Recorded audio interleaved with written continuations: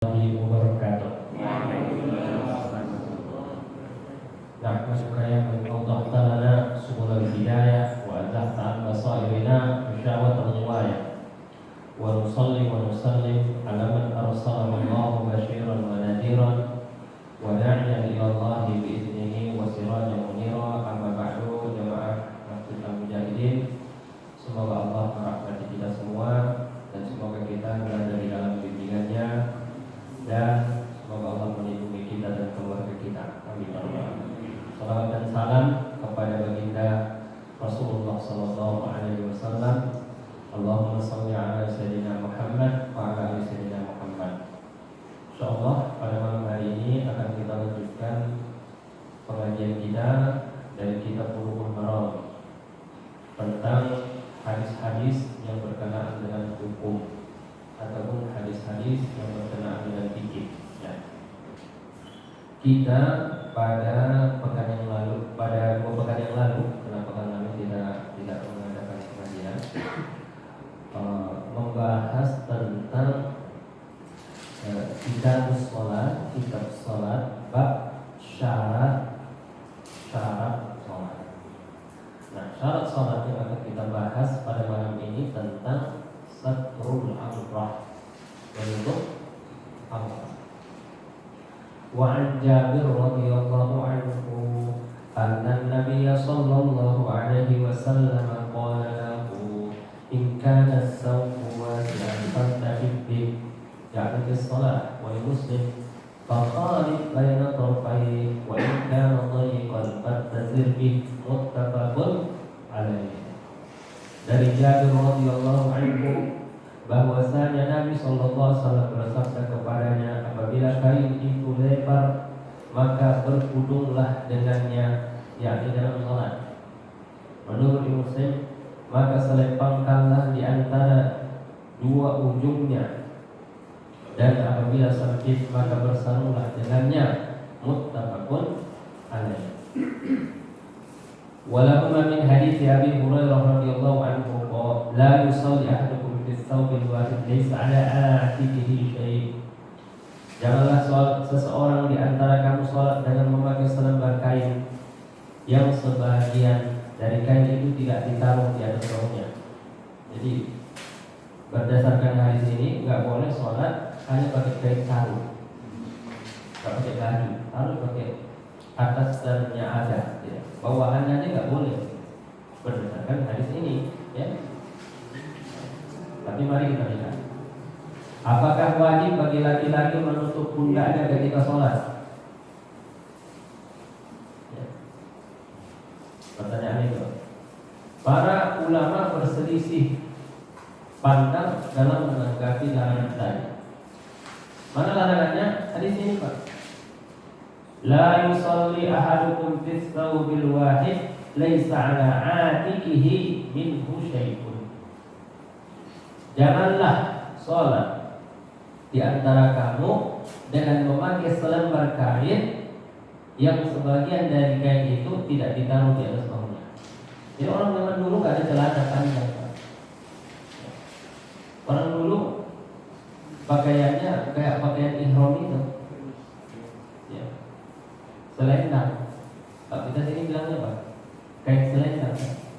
Satu untuk ditaruh di bawah, satu untuk ditaruh di atas.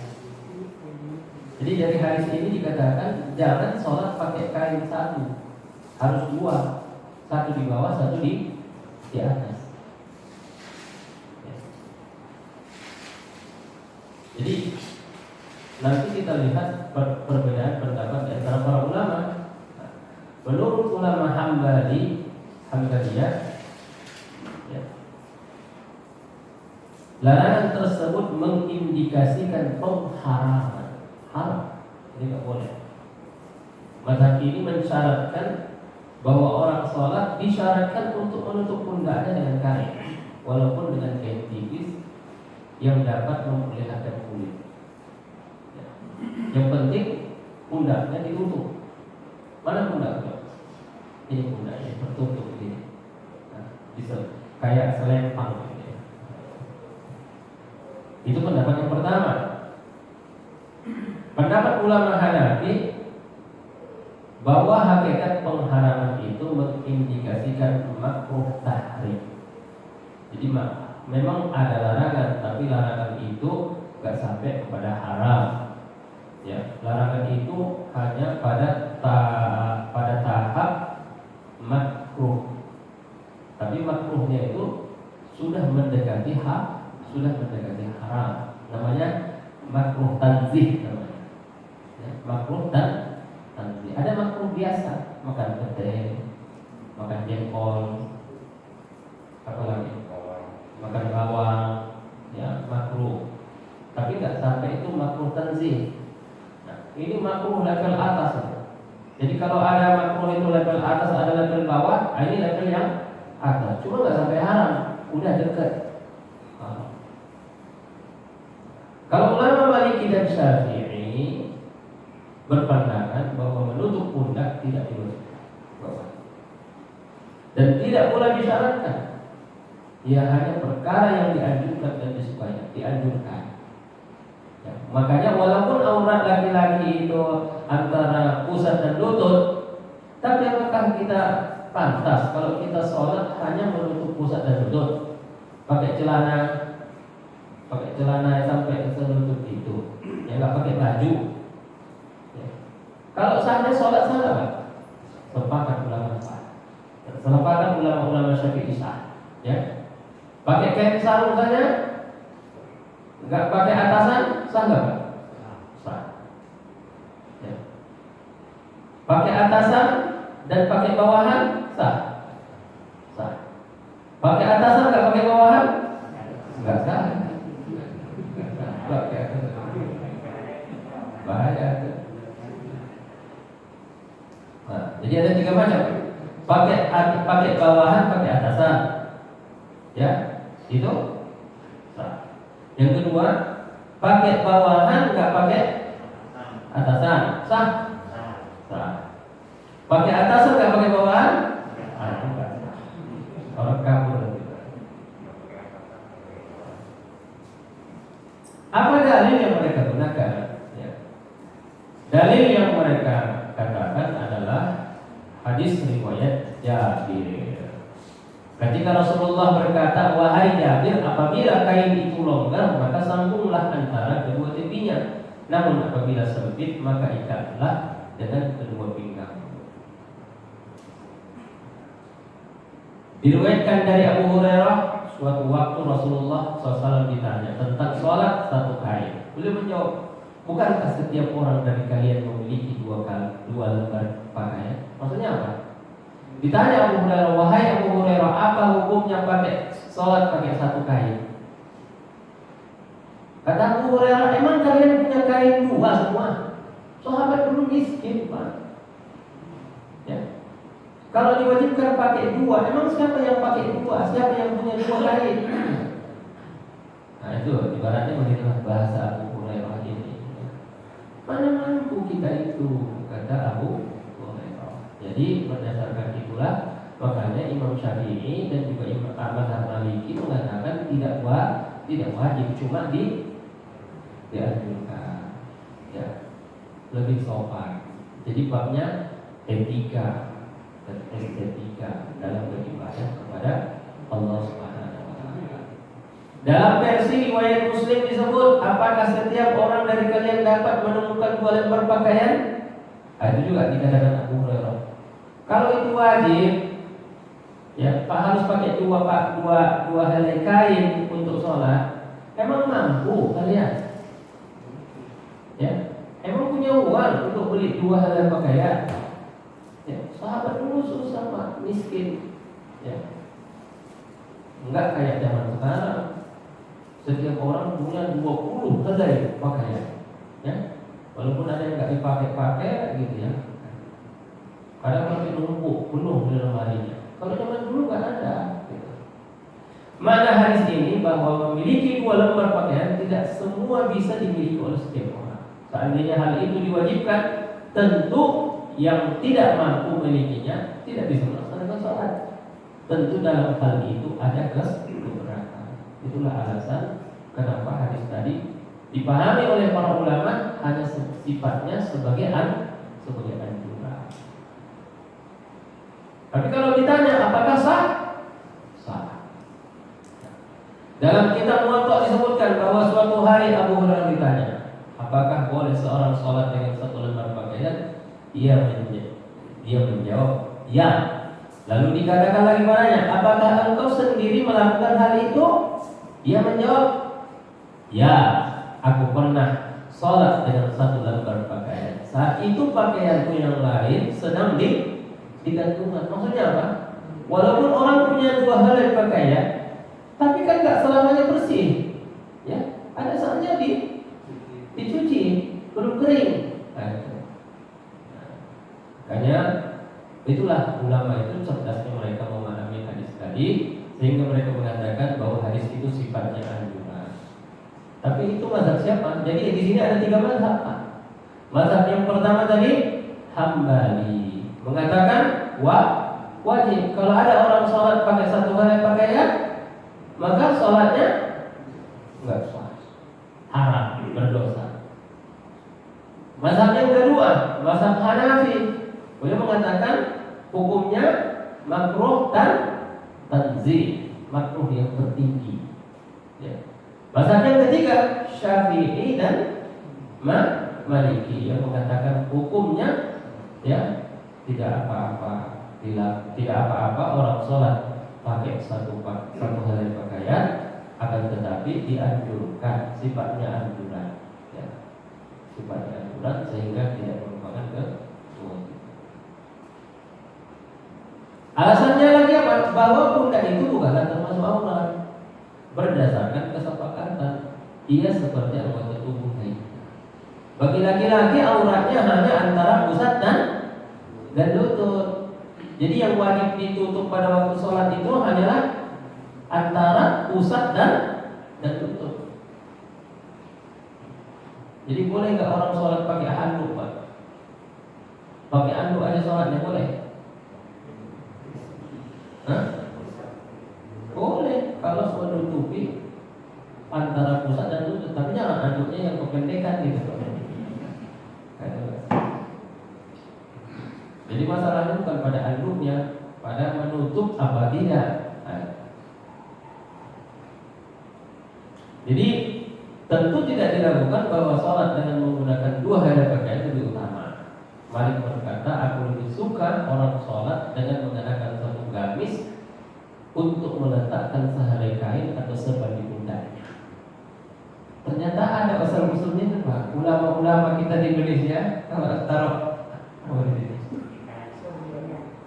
Pak Kiai gitu misalnya, ya kan? Habaib gitu, taruh di sini kalau lagi sholat ya. Ternyata ini asal-usulnya. Yang mengatakannya justru Imam Malik.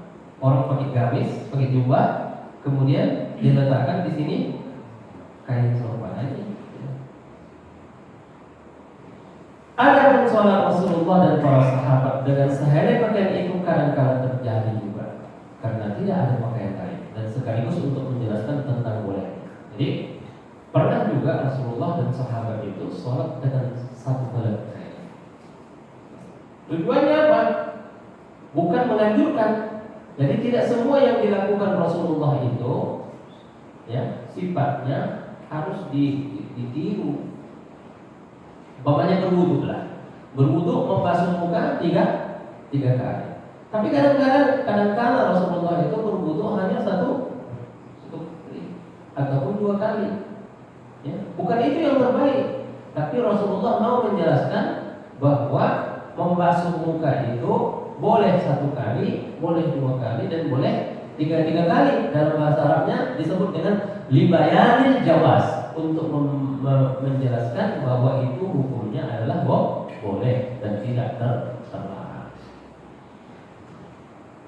Jadi kalau begitu pendapat yang paling kuat ataupun pendapat yang paling rajih bahwa menutup bahu tidaklah merupakan kewajiban, tapi hanya sifatnya merupakan anjuran. Ya, selesai kita. Kemudian mari kita lihat hadis berikutnya. Masih tentang aurat, tapi ini aurat perempuan. Tadi aurat laki-laki. An Ummi Salamah radhiyallahu anha. Siapa ini Ummi Salamah? Istrinya Rasulullah. Sallallahu Alaihi Wasallam. Ummu Salamah ini punya kisah. Ya, beliau ini mujahidah, pejuang, ya, yang tahan banting, ya, yang tidak gentar dan tidak takut dengan apapun. Waktu diperintahkan Rasulullah untuk hijrah, ya, berangkatlah dia dengan suaminya dengan sembunyi-sembunyi, ya, dengan mengendarai seekor keledai. Jadi 3 orang yang hijrah itu, Ummu Salamah sama Abu Salamah sama anaknya 1 yang masih kecil. Sudah. Berangkatlah mereka. Ummu Salamah sama anaknya ini naik di atas keledai tadi, kemudian Abu Salamah yang jalan kaki. Ketika sudah sampai di luar kota Makkah, perbatasan kota Makkah, datanglah keluarga besarnya Ummu Salamah. Keluarga besar Ummu Salamah. Kata mereka kepada Abu Salamah, mau kemana? Saya mau hijrah. Ya, kata keluarganya, kalau engkau mau hijrah, pergi sana sendirian. Tapi anak kami jangan kau bawa. Padahal itu kan istrinya, terserah dia. Ya. Nah, akhirnya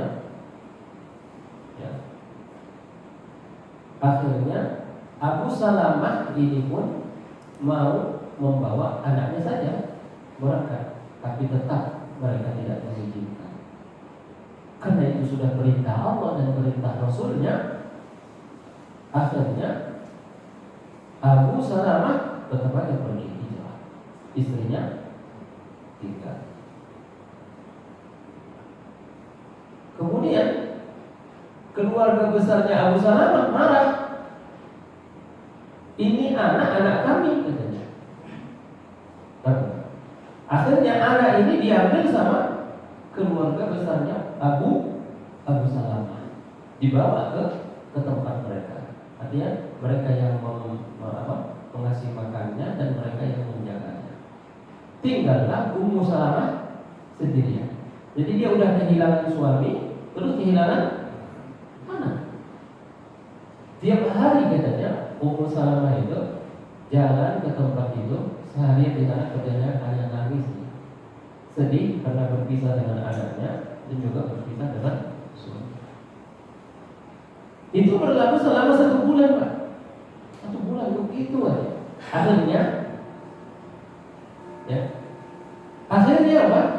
Keluarga besarnya Ummu Salamah ini nggak tega dan kasihan melihat dia. Kata mereka kepada dia, ya sudah, ya kami kasihan melihat engkau kalau setiap hari menangis, itu berangkat kalau mau berangkat.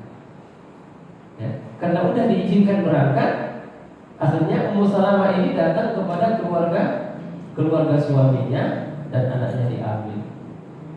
Berangkatlah Ummu Salamah. Kalau Pak berangkat sendiri, jarak yang mau ditempuh itu berapa? 400 km dari Makkah, hampir dari sini ke Semarang, jalan kaki. Ya, bayangkan jalan kaki dari Makkah ke Madinah. Nekat ini Ummu Salamah. Ya. Akhirnya di tengah jalan ketemu dengan seorang laki-laki. Mau kemana Ummu Salamah? Saya mau menyusul suami saya yang sudah hijrah. Saya juga mau hijrah. Siapa temanmu? Katanya. Gak ada, saya. Dan saya yakin saya akan dijaga oleh Allah Subhanahu wa Ta'ala. Kata orang ini, saya akan menemanimu. Ya. Ditemanilah, ditarik tali jalan. Kemudian ketika istirahat, orang ini menjauh. Ya, menjauh, nggak bicara apa-apa, cuma menemani saja. Berkata Ummu Salamah, aku tidak melihat seseorang yang sangat amanah dan sangat menjaga pandangannya dan sangat menjaga keifahannya melebihi dari laki-laki. Kan Ummu Salamah itu masih muda, masih baru punya anak 1. Tapi dia tetap menjaga, dia hanya mau mengantarkan Ummu Salamah ini untuk hijrah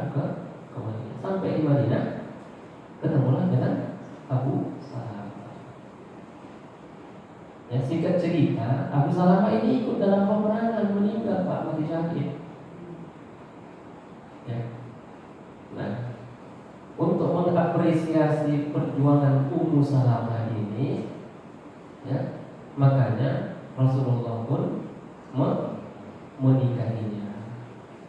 Ya, maka jadilah dia Ummul Mukminin, Ummu Salamah radhiyallahu anha.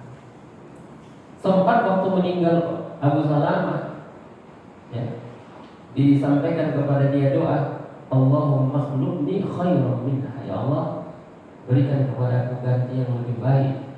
Ya, kan kita kalau kehilangan, salah satu doanya apa gitu? Ya Allah, berikan kepada aku ganti yang lebih baik. Lalu kata Ummu Salamah, emang ada lagi yang lebih baik dari suamiku ini? Tidak ada. Suamiku ini adalah laki-laki yang terbaik. Tapi begitu pun dia berdoa, karena dia doanya itu akhirnya diberi Allah yang lebih baik. Siapa yang lebih baik dari suaminya? Rasulullah Sallallahu Alaihi Wasallam. Jadi Ummu Salamah. Anna sa'alatin Nabi Sallallahu Alaihi Wasallam, bahwa dia bertanya kepada baginda Rasulullah Sallallahu Alaihi Wasallam, bolehkah seorang perempuan sholat dengan memakai baju panjang dan kerudung tanpa sarung? Jadi maksudnya dengan dua helai pakaian, satu kerudung, satu baju panjang. Kan mestinya perempuan itu 3 helai ya, sarung, jubah sama itu. Lalu jawab, boleh apabila baju panjang itu lebar menutupi punggung atas kedua kakinya. Diriwayatkan oleh Abu Daud. Para imam hadis menilainya mauquf. Mauquf ini hadis yang terhenti periwayatannya kepada Ummu Salamah, ya, bukan terhenti periwayatannya kepada Rasulullah Sallallahu Alaihi Wasallam. Jadi yang kita ambil dari hadis ini apa? Ini permasalahan. Bagaimana hukumnya wanita sholat sedangkan kakinya terbuka? Jumhur ulama mengatakan bahwa kaki adalah aurat, bahwa al-mar'atu aurah, wanita itu adalah aurat. Dari ujung rambut sampai ujung kaki, wanita itu aurat. Bedanya laki-laki sama perempuan apa? Kalau laki-laki hanya dilarang dipandang sama perempuan, ya kan? Ulil mu'minati yaghuddna min absarihinna. Katakanlah kepada wanita-wanita, tundukkan pandangannya, jangan melihat lagi. Kalau perempuan, ya, 2, 1 dilarang dipandang, kedua disuruh ditutup. Kenapa dia? Karena katanya, ya, laki-laki itu, ya, rela mengeluarkan uang dalam jumlah besar hanya untuk melihat keindahan tubuh wanita. Makanya ada konser bikini, ada konser kecantikan wanita, ada konser pakaian model, ada, ya. Tapi nggak ada konser ketampanan pria, itu nggak ada. Ada nggak? Nggak ada. Sebab, ya, perempuan itu pada umumnya tidak begitu tertarik dengan hanya untuk melihat lengannya pria. Tertarik dia? Nggak ada. Ya. Tapi kalau laki-laki keluar uang pun dia mau untuk melihat kecantikan tubuh wanita. Tapi di situ ada racun. Ya, di situ ada bahaya yang merusak pikiran, merusak hati, dan merusak ketekunan kita dalam beribadah kepada Allah Subhanahu wa taala. Bal wajib sitruhuma, maka wajiblah menutup apakah? Kaki. Ya. Imma bi isbahis siyabi takunu tawila. Ada 2 cara untuk menutupnya. Cara yang pertama, pakai baju panjang sampai menutupi kaki. Ya. Ataupun bilibasil jawrabaini, ataupun memakai kaos kaki. Jadi kalau baju jubahnya itu mukenanya itu pendek, ya, maka dia harus pakai kaos kaki. Makanya orang pakai mukena, kemudian pakai sarung lagi, dan sarungnya itu apa? Jatuh sampai ke lantai kan? Itu bisa nggak pakai kaos kaki. Tapi kalau dia hanya pakai baju apa? Baju jubah itu ya, itu kemudian kakinya terbuka, maka sholatnya tidak sah. Jadi masalahnya bukan pada pakaian yang dipakai, apakah satu helai atau dua helai atau tiga helai. Ya, satu helai itu bisa kalau memang menutupi keseluruhannya. Tiga helai pun kalau nggak menutupi, tetap aja nggak boleh. Tiga helai itu apa? Ya, jilbab, baju, kemudian sarung. Ya, tapi nggak nutup, tetap aja nggak bisa. Satu saja pun asalkan nutup kok boleh sah sholat. Nah, itu yang kita ambil daripada hadis yang diriwayatkan tadi. Sampai di situ ada yang pertanyaan Pak tentang aurat laki-laki dan aurat perempuan dalam sholat. Silakan. Kalau aurat perempuan, ya. Kalau itu aurat perempuan, apakah itu juga berlaku pada saat perempuan itu misalnya ngaji atau berzikir, atau itu berlaku pada saat sholat saja? Penutupan itu Berlaku Pak. Auratul mar'ah, ya, jami'u jasadiha illal wajh wal kafain. Ya, semua tubuh wanita itu adalah aurat, melainkan wajah dan telapak tangan. Berarti kaki dan telapak kaki juga adalah aurat bagi wanita. Makanya kita heran, katanya di Indonesia mazhabnya Syafi'i. Kalau mazhab Syafi'i, ya, wanita keluar dari rumah harus pakai kaos kaki. Kalau mau menerapkan syar'i, pakaian yang syar'i. Ada yang bilang tapi itu kan sulit. Ya, memang terus terang sulit Pak. Ya. Kalau untuk wanita-wanita Arab yang hanya di rumah saja, ya kan? Itu gampang. Nah ini ibu petani yang ke sawah, harus pakai kaos kaki kan? Tak perlu begitulah adanya bahwa seluruh tubuh wanita itu adalah aurat. Di kita ini cenderung untuk menyepelekan, cenderung tidak perhatian. Ya, kadang-kadang ada di kita ini pakainya cuma songkok namanya Pak, tahu nggak songkok ya? Jadi pakai tutup kepala, pakai baju, kemudian dadanya terbuka, gitu ya. Nah itu aurat. Ya, bagi laki-laki, bagi perempuan. Kecuali sudah nenek-nenek umur 70 tahun. Udah umur 70 nggak ada lagi yang tertarik sama apa. Jadi tujuan menutup aurat itu supaya tidak membangkitkan nafsunya laki-laki. Ya.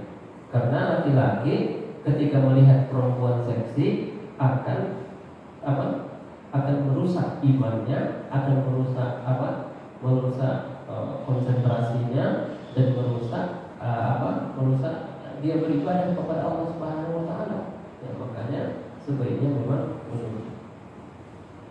Nah, masalah berikutnya, apakah wajah termasuk aurat? Itu khilaf di antara para ulama.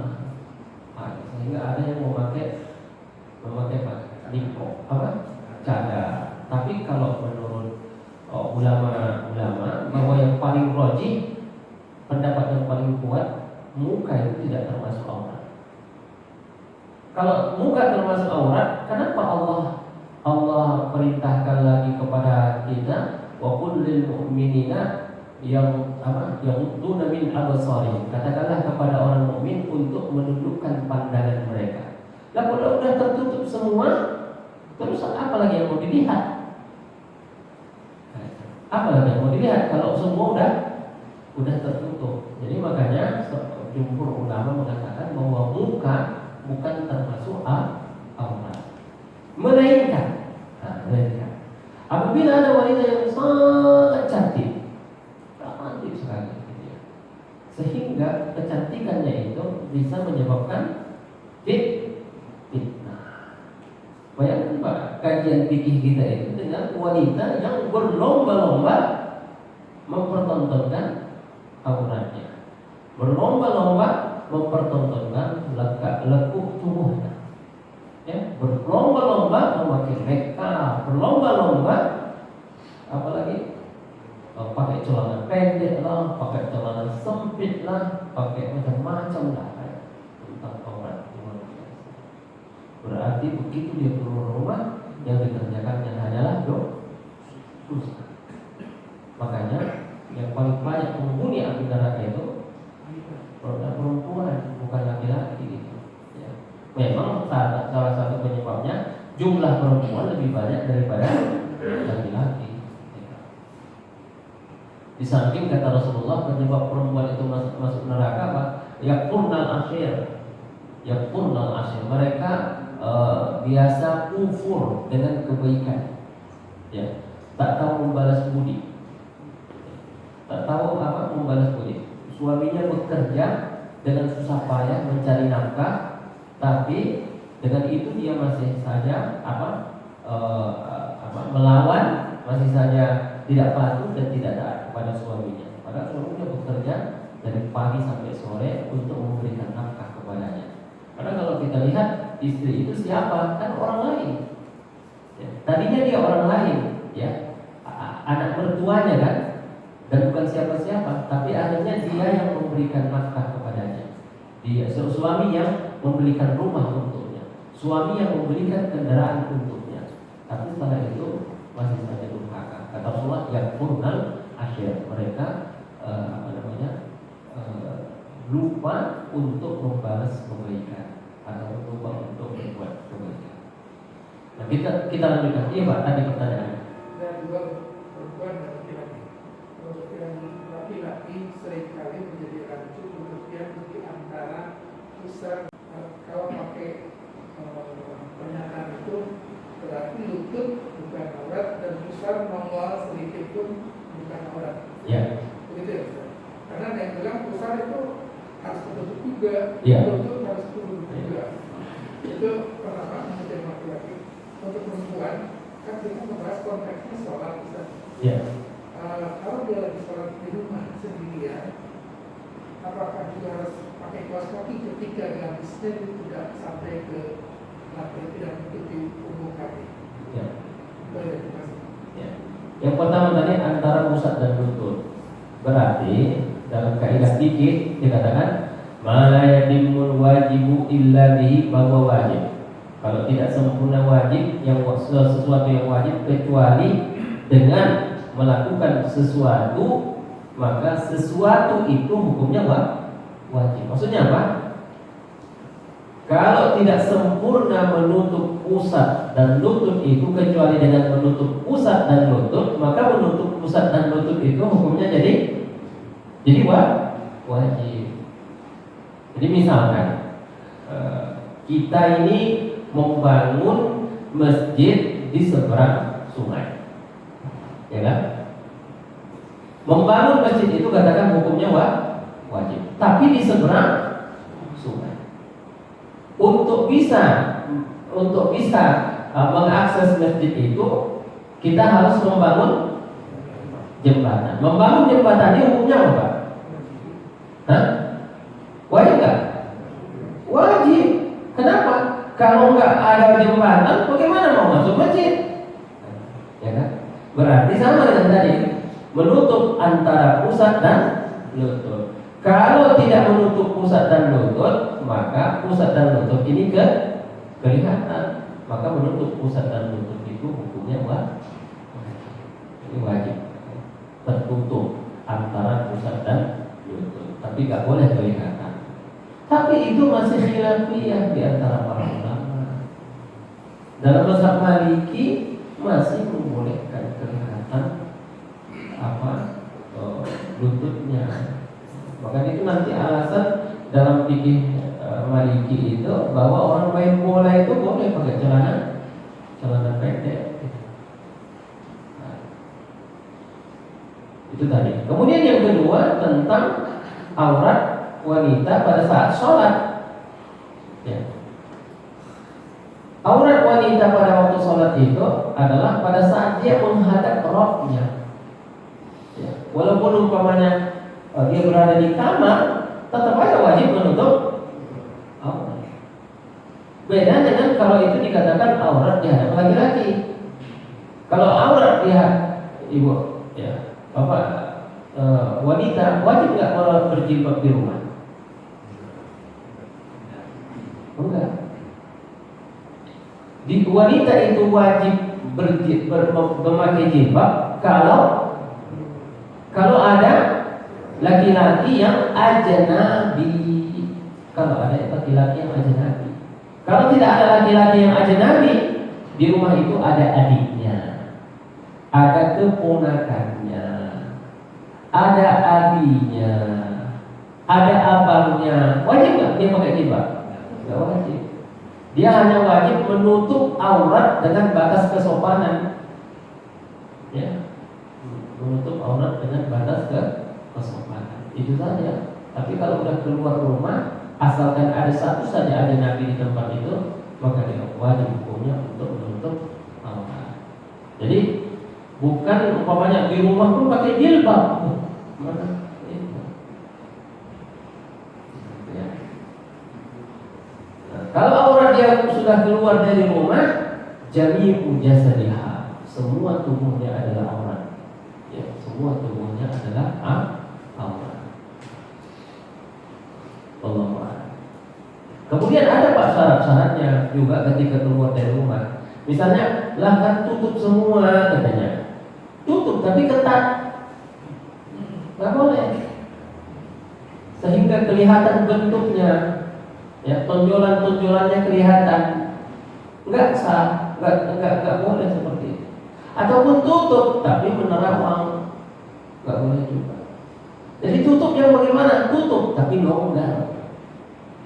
Ya, pakaian wanita itu harus longgar, nggak boleh sempit, nggak boleh tipis, ya, nggak boleh sempit, nggak boleh tipis. Pakaian wanita. Kemudian hadis berikutnya, wa an Amir bin Rabi'ah radhiyallahu anhu qala kunna ma'an Nabi sallallahu alaihi wasallam fi lailatin mudlamah fa ashkalat 'alaina al-qiblah fa shallaina falamma tala'at asy-syamsu idza nahnu shallaina ila ghairi al-qiblah fa nazalat fa aynama tuwallu fasamma wajhullah akhrajahu Tirmidzi wa dha'afahu. Kami pernah bersama Nabi sallallahu alaihi wasallam dalam suatu malam yang gelap. Kami kesulitan menentukan arah kiblat. Lalu kami salat.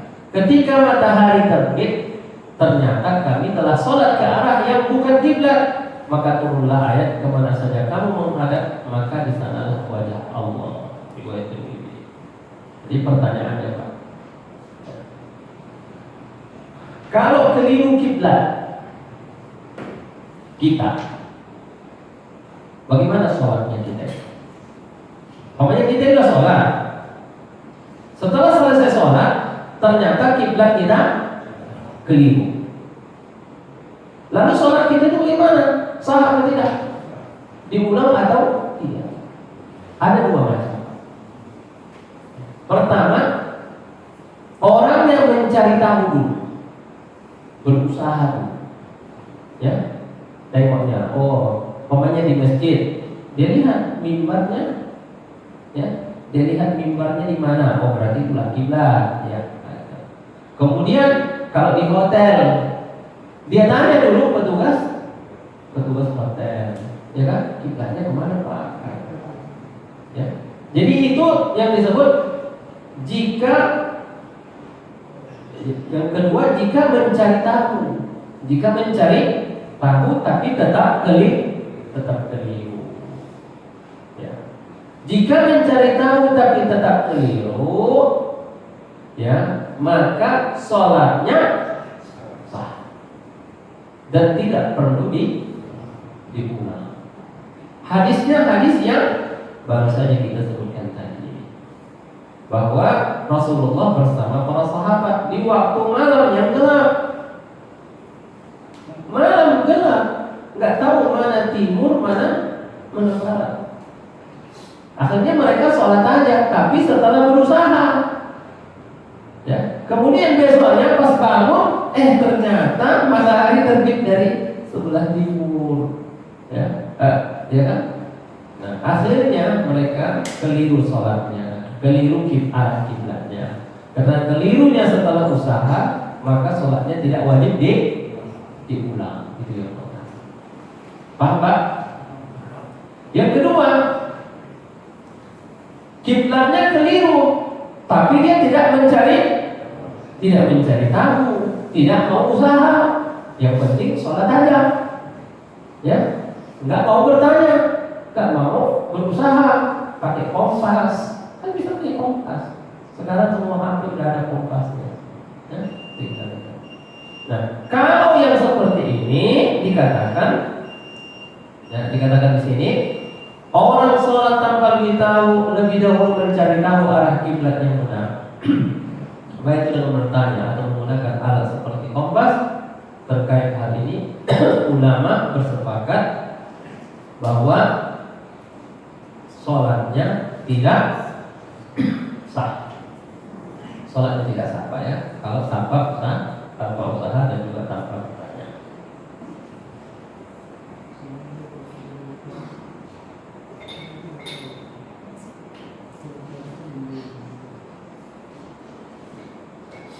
Nah, paham Pak, ya?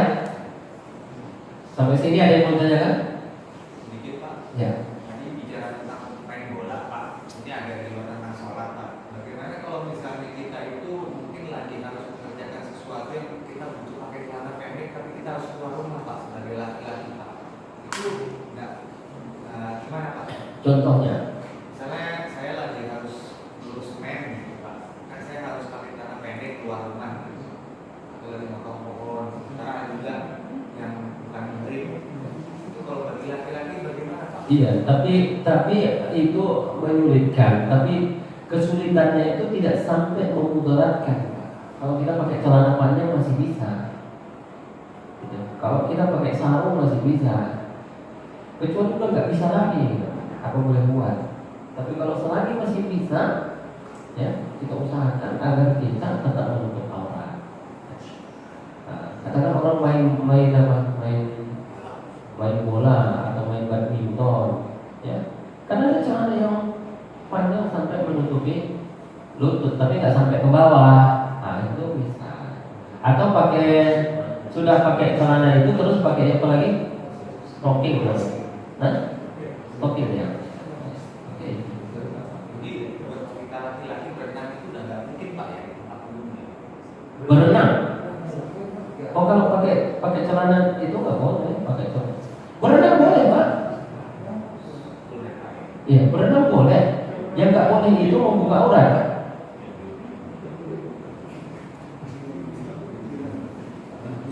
Sama kayak nonton bioskop, boleh nggak?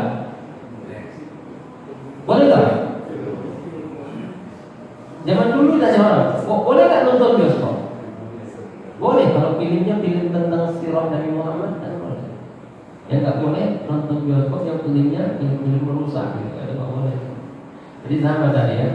Kalau kita ke kolam renang boleh nggak? Boleh. Yang nggak boleh melihat aurat orang di situ, nggak boleh. Dan kita nggak boleh juga membuka aurat. Jadi kalau posisinya memang tidak memungkinkan pakai celana yang di bawah lutut itu nggak apa-apa ya Pak ya? Kalau di bawah lutut memang nggak ada masalah. Enggak, maksud saya lagi kondisinya tidak memungkinkan pakai celana yang di bawah lutut, jadi harus pakai yang pendek sekali gitu Pak. Kalau memakai celana pendek, Berarti di atas lutut, Pak. oh di atas lutut maksudnya, di atas lutut berarti paha kelihatan. Nggak boleh. Sama sekali nggak boleh. Kenapa? Karena itu aurat. Begitu udah ringannya aurat laki-laki itu kan, hanya antara pusat dan lutut. Tinggal tutup itu aja udah selesai. Berenang pun pakai celana yang itu.